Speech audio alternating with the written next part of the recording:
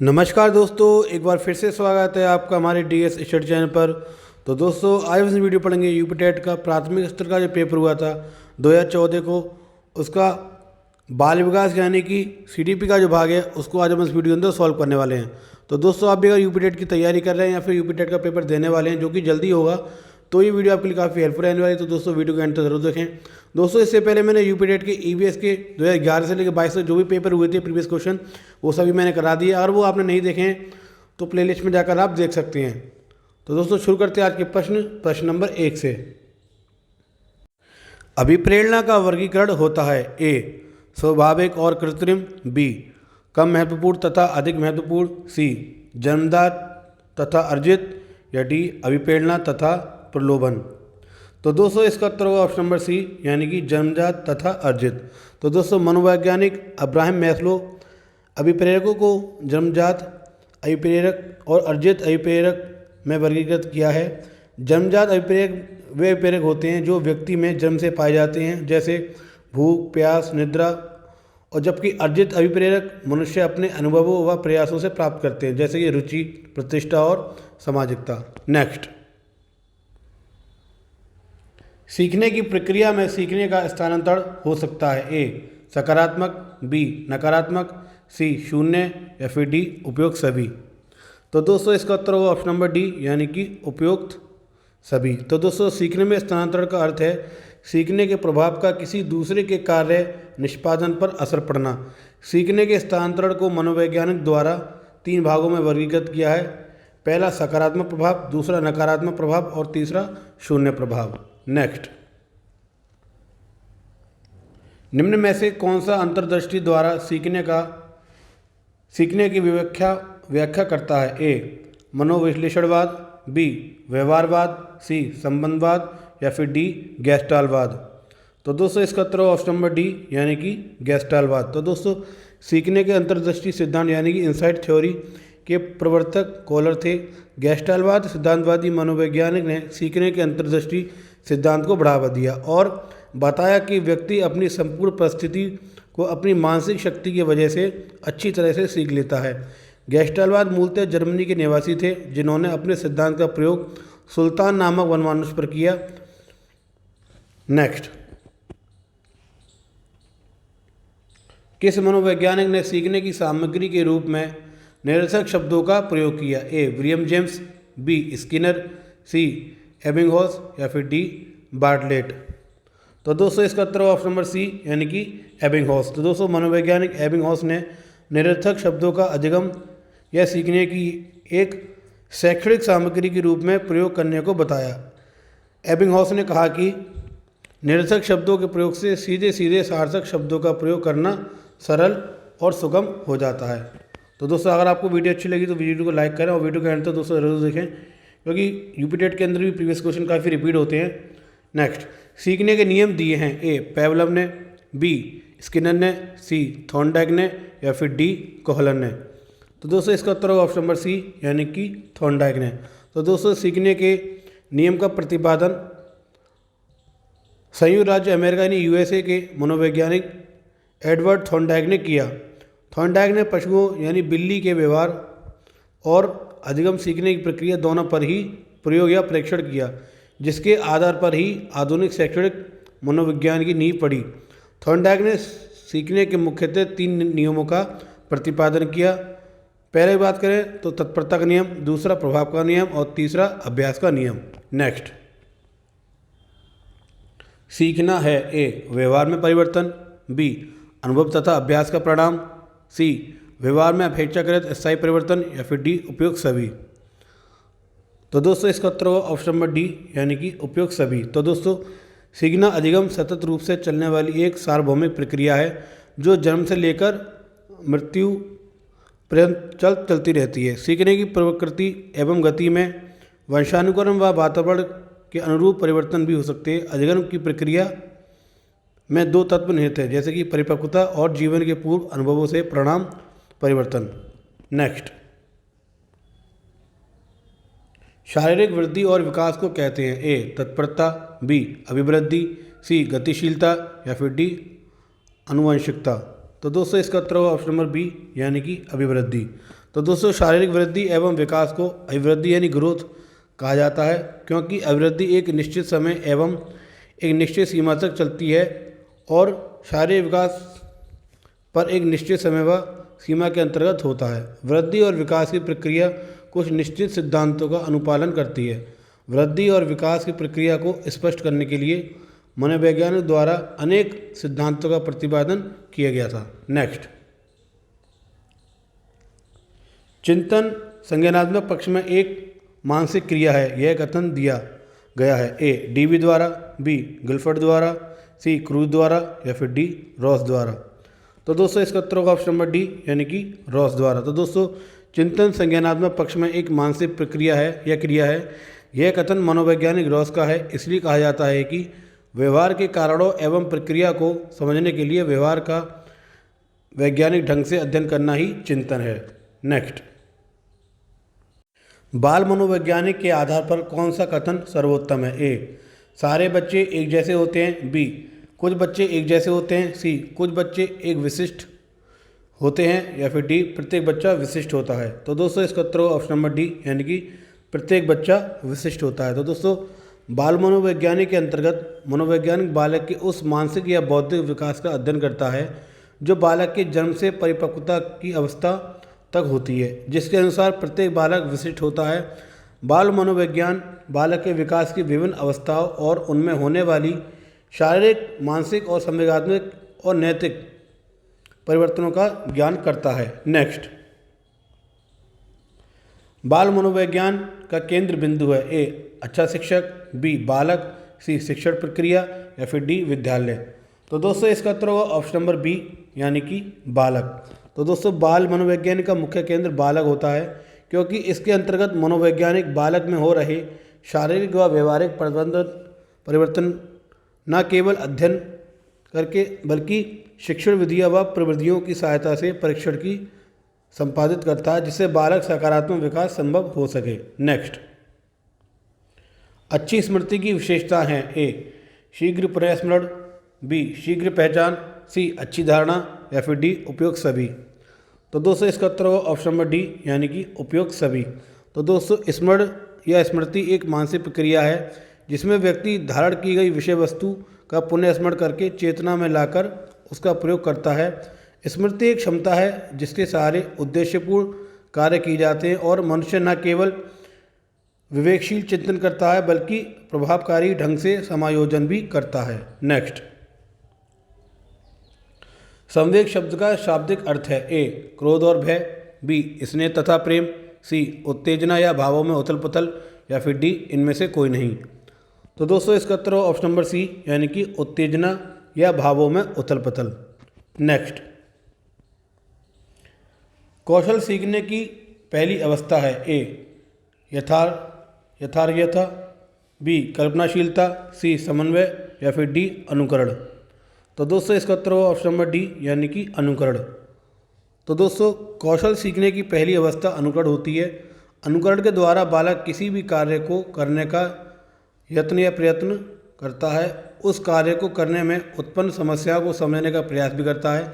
बालक सर्वप्रथम या सबसे पहले अपने माता पिता या शिक्षक का अनुकरण करता है। नेक्स्ट, मानसिक आयु के प्रत्यय का सर्वप्रथम प्रयोग किया। ए थॉर्नडाइक ने, बी गिलफोर्ड ने, सी स्पीयरमैन ने या फिर डी बिने साइमन ने। तो दोस्तों इसका उत्तर होगा ऑप्शन नंबर डी यानी कि बिने साइमन ने। तो दोस्तों फ्रांस के बिने को बुद्धि मापन का प्रवर्तक माना जाता है, जिन्होंने साइमन के सहयोग से वर्ष 1905 में प्रथम सफल बुद्धि परीक्षण किया। बिने एवं साइमन ने सर्वप्रथम फ्रांस में अध्ययनरत मंद बुद्धि के बालकों के लिए शिक्षा का प्रयास किया और इन दोनों मनोवैज्ञानिक ने व्यक्तिगत बुद्धि परीक्षण की खोज की, जिसे कालांतर में साइमन बुद्धि परीक्षण कहा गया। नेक्स्ट, शैशवावस्था के लिए उत्तम शिक्षण विधि है। ए मॉन्टेसरी विधि, बी खेल विधि, सी किंडरगार्टन विधि या फिर डी उपयुक्त सभी। तो दोस्तों इसका उत्तर ऑप्शन नंबर डी यानी कि उपयुक्त सभी। तो दोस्तों शैशवावस्था की बात करें तो 0 से 6 वर्ष तक की अवस्था को शैशवावस्था कहते हैं। इस अवस्था में शिशु को मॉन्टेसरी विधि, किंडरगार्टन विधि और खेल विधि से शिक्षा दी जाती है। जैसे वर्तमान में प्ले स्कूलों में दी जा रही शिक्षण विधि से तात्पर्य शिक्षक के द्वारा शिक्षण कार्य को नियोजित करने एवं निष्पादन करने के लिए अपनाए हुए किसी निश्चित या व्यापक स्वरूप से होता है। नेक्स्ट, बाल विकास में ए प्रक्रिया पर बल है, बी वातावरण और अनुभव की भूमिका पर बल है, सी गर्भावस्था से किशोरावस्था का अध्ययन होता है, या फिर डी उपयोग सभी पर। तो दोस्तों इसका उत्तर होगा ऑप्शन नंबर डी, यानी कि उपयोग सभी पर। तो दोस्तों बालक की विकासीय प्रक्रिया उसके गर्भ से आने से प्रारंभ होती है और यह प्रक्रिया तब तक चलती है जब तक कि वह प्रौढ़ावस्था तक ना हो। बाल विकास में बालक के गर्भावस्था से लेकर किशोरावस्था तक के शारीरिक व मानसिक व्यवहारिक परिवर्तन का अध्ययन किया जाता है। नेक्स्ट, बाल विकास का अध्ययन क्षेत्र है। ए बाल विकास की विभिन्न अवस्थाओं का अध्ययन, बी वातावरण का बाल विकास पर पड़ने वाले प्रभावों का अध्ययन, सी व्यक्तिगत भिन्नताओं का अध्ययन, या फिर डी उपयोग सभी।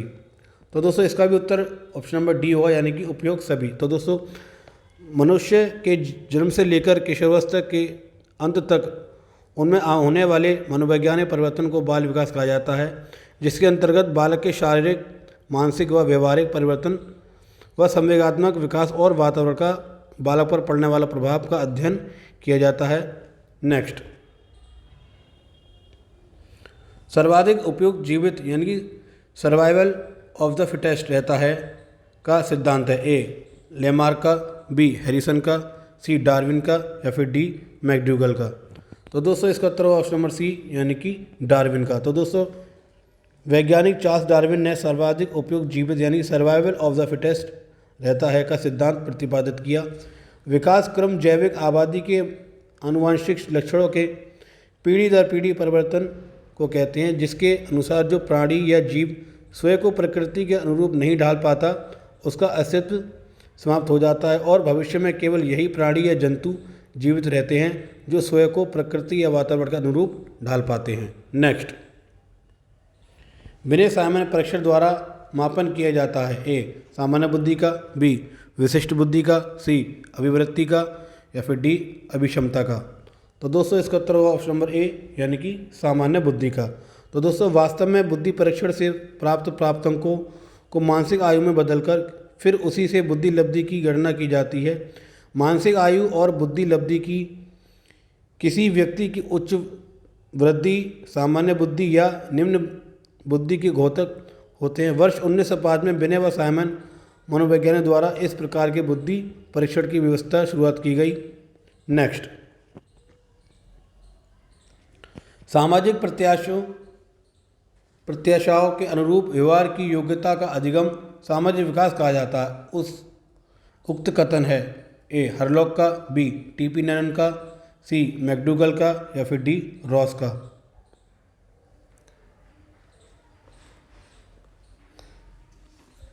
तो दोस्तों इसका उत्तर होगा ऑप्शन नंबर ए, यानी कि हरलॉक का। तो दोस्तों सामाजिक प्रत्याशों के अनुरूप व्यवहार की योग्यता का अधिगम सामाजिक विकास कहा जाता है। यह कथन मनोवैज्ञानिक हरलॉक का है, जिन्होंने समाज के प्रभाव का बालक के विकास एवं अधिगम पर किस सीमा तक प्रभाव पड़ता है का मनोवैज्ञानिक अध्ययन किया। हरलॉक एक भाषा मनोवैज्ञानिक थे। सामाजिक विकास से आशय सामाजिक वातावरण के साथ अनुकूलन करने के लिए आवश्यक यह सामाजिक व्यवहार मान्यताओं तथा परंपराओं को अर्जित करने से है। नेक्स्ट, सीखने का सर्वाधिक उपयुक्त अर्थ है। ए कौशल अर्जन, बी ज्ञानार्जन, सी व्यवहार में परिमार्जन, या फिर डी व्यक्तिक समायोजन। तो दोस्तों इसका उत्तर होगा ऑप्शन नंबर सी, यानी कि व्यवहार में परिमार्जन। तो दोस्तों सीखना या अधिगम का मनोवैज्ञानिक दृष्टिकोण से अर्थ है पुनर्बलित अभ्यास के फलस्वरूप व्यवहारजन्य क्षमता में होने वाले अपेक्षाकृत अस्थायी परिवर्तन। तो दोस्तों व्यवहार में परिमार्जन जिसकी वजह से बालक परिस्थितियों के अनुरूप स्वयं को समायोजित करने के कौशल विकसित कर सके। नेक्स्ट, वाणी दोष नहीं है। ए ध्वनि परिवर्तन और अस्पष्ट उच्चारण, बी धीमी या तेज गति से बोलना, सी हकलाना और तुतलाना, या फिर डी तीव्र अस्पष्ट वाणी। तो दोस्तों इसका उत्तर होगा ऑप्शन नंबर बी, यानी कि धीमी या तेज गति से बोलना। तो दोस्तों अपने बातों या विचारों को दूसरों के समक्ष स्पष्ट रूप से ना कह पाना वाणी दोष कहलाता है। उदाहरण के रूप में हकलाना और तुतलाना। तीव्र स्पष्ट अस्पष्ट वाणी ध्वनि परिवर्तन के साथ अस्पष्ट उच्चारण वाणी दोष के अंतर्गत आते हैं। धीमी या तेज गति से बोलना वाणी दोष नहीं, बल्कि यह परिस्थितिजन्य ध्वनि में परिवर्तन के कारण होता है। नेक्स्ट, प्राथमिक स्तर पर मूल्यों की शिक्षा देने की सर्वोत्तम विधि है। ए, मूल्य के महत्व को बताना। बी, मूल्यों के पालन न करने पर दंडित करना। सी, अध्यापक के व्यवहार में मूल्य स्थापन। या फिर डी, उपयुक्त सभी। तो दोस्तों इसका उत्तर होगा ऑप्शन नंबर सी, यानी कि अध्यापक के व्यवहार में मूल्य स्थापन।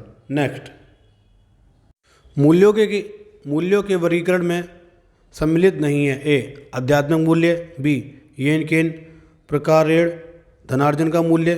सी, नैतिक मूल्य। या फिर डी, सांस्कृतिक मूल्य। तो दोस्तों इसका उत्तर होगा ऑप्शन नंबर बी, यानी कि येन केन प्रकारेण धनार्जन का मूल्य। तो दोस्तों मूल्य से तात्पर्य मानव जीवन के उन सकारात्मक गुणों से होता है जो केवल स्वयं को ही नहीं बल्कि समाज में रहने वाले अन्य लोगों को भी प्रभावित करता है, जैसे कि नैतिकता, आध्यात्मिकता, संस्कृति, नैतिक आचरण, सत्यनिष्ठा। जबकि येन केन प्रकारेण धनार्जन अनैतिक कृत्य हैं, इसलिए ये मूल्य नहीं है। जीन पियाजे और कोलबर्ग मनोवैज्ञानिकों ने भी नैतिक विकास के सिद्धांत का प्रतिपादन किया है। नेक्स्ट, व्यक्तित्व के संगठन का स्वरूप है। ए, सामाजिक आर्थिक। बी, मनोवैज्ञानिक व शारीरिक। सी, सामाजिक राजनीतिक। या फिर डी, मनोवैज्ञानिक आध्यात्मिक। तो दोस्तों इसका उत्तर होगा ऑप्शन नंबर बी, यानी कि मनोवैज्ञानिक और शारीरिक। तो दोस्तों वातावरण एवं वंशानुक्रम द्वारा निर्धारित व्यक्ति के वास्तविक या संभावित व्यवहार प्रतिमानों का योग ही व्यक्तित्व कहलाता है, जिसकी उत्पत्ति और विकास व्यक्ति के शारीरिक, मानसिक, नैतिक व मनोवैज्ञानिक और सामाजिक गुणों के संगठन के फलस्वरूप होता है। इन गुणों में भी किसी एक की ही अनुपस्थिति में व्यक्तित्व का संतुलित विकास बाधित हो सकता है। नेक्स्ट, आत्मकेंद्रित व्यक्ति होता है। ए, अंतर्मुखी। बी, बहिर्मुखी। सी, उभयमुखी। या फिर डी, सामाजिक निर्भर। तो दोस्तों इसका उत्तर होगा हमारा ऑप्शन नंबर ए, यानी कि अंतर्मुखी। तो दोस्तों जर्मन मनोवैज्ञानिक युंग ने सामाजिक अंतर्क्रिया की दृष्टि से व्यक्तियों को 3 भागों में वर्गीकृत किया है। पहला अंतर्मुखी, दूसरा बहिर्मुखी और तीसरा उभयमुखी। तो दोस्तों ऐसे व्यक्ति जो संकोची, लज्जाशील, एकांत प्रिय, मितभाषी, भविष्य केंद्रित, सतर्क, शांत, आत्मकेंद्रित व आत्मचिंतक प्रवृत्ति के होते हैं, अंतर्मुखी व्यक्ति के अंतर्गत आते हैं। नेक्स्ट, अपने ऊर्जा बल यानी लिबिडो को बाहर की ओर अभिव्यक्त करने वाले व्यक्ति का प्रकार होता है। ए, ज्ञानात्मक व्यक्तित्व। बी, कलात्मक व्यक्तित्व। सी, बहिर्मुखी कलित व्यक्तित्व। या फिर डी, धार्मिक व्यक्तित्व। तो दोस्तों इसका उत्तर होगा ऑप्शन नंबर सी, यानी कि बहिर्मुखी व्यक्तित्व। तो दोस्तों अपने ऊर्जा बल यानी लिबिडो को बाहर की ओर अभिव्यक्त करने वाले व्यक्ति बहिर्मुखी व्यक्ति होते हैं। नेक्स्ट, कक्षा 4 का एक बच्चा सदैव चिंतित और कुंठित रहता है। आप ए, उसके अभिभावक से शिकायत करेंगे। बी, मनोचिकित्सक के पास ले जाएंगे। सी, स्वयं परामर्शदाता की भूमिका निर्वाह करेंगे। या फिर डी, उसे उसके भाग्य पर छोड़ देंगे। तो दोस्तों इसका उत्तर होगा ऑप्शन नंबर सी, यानी कि स्वयं परामर्शदाता की भूमिका का निर्वाह करेंगे। तो दोस्तों यदि कक्षा 4 प्राथमिक स्तर का कोई बच्चा सदैव चिंतित और कुंठित रहता है तो शिक्षक परामर्शदाता की भूमिका का निर्वहन करते हुए समायोजन के माध्यम से परामर्श प्रदान करे, जिससे बालक के व्यवहार में परिवर्तन आए, जिससे वह अपने अनुकूलन वातावरण का सृजन कर सके और कुंठा से बाहर निकल सके। नेक्स्ट चलते हैं दोस्तों आज के आखिरी प्रश्न तरफ। प्रश्न नंबर 30, भाषा विकास का सिद्धांत नहीं है। ए, अनुबंधन का सिद्धांत। बी, अनुकरण का सिद्धांत। सी, अतिरिक्त शक्ति का सिद्धांत। या फिर डी, परिपक्वता का सिद्धांत। तो दोस्तों इसका उत्तर होगा ऑप्शन नंबर सी, यानी कि अतिरिक्त शक्ति का सिद्धांत। तो दोस्तों बालक जिस माध्यम से अपने भावों विचारों को अभिव्यक्त करता है भाषा कहलाता है। विचारों के आदान प्रदान का सर्वाधिक सरल, सहज व सार्थक माध्यम भाषा होती है। भाषा विकास के मुख्यतः सिद्धांत हैं, जैसे कि अनुबंधन का सिद्धांत, अनुकरण का सिद्धांत और परिपक्वता का सिद्धांत। तो दोस्तों मैं आशा करता हूँ आपको ये वीडियो अच्छी लगी होगी, और दोस्तों आपको ये वीडियो अच्छी लगी तो चैनल को लाइक करें, वीडियो को शेयर करें। मिलते हैं हम दोस्तों अपने अगली वीडियो में, तब तक के लिए थैंक्स फॉर वॉचिंग। जय हिंद।